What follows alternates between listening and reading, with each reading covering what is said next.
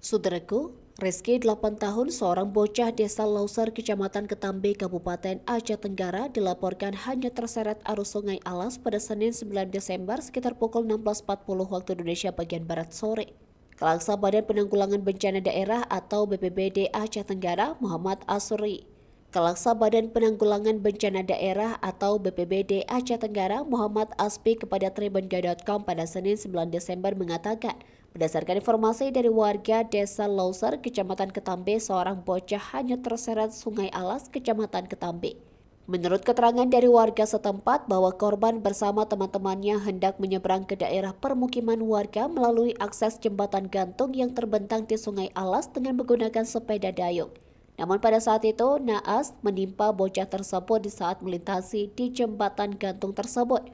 Bocah tersebut terjatuh dari sepeda dan langsung terjun ke sungai Kali Alas dan tidak sempat tertolong. Sedangkan sepeda dayung milik korban tersangkut pada penghalang jembatan tersebut.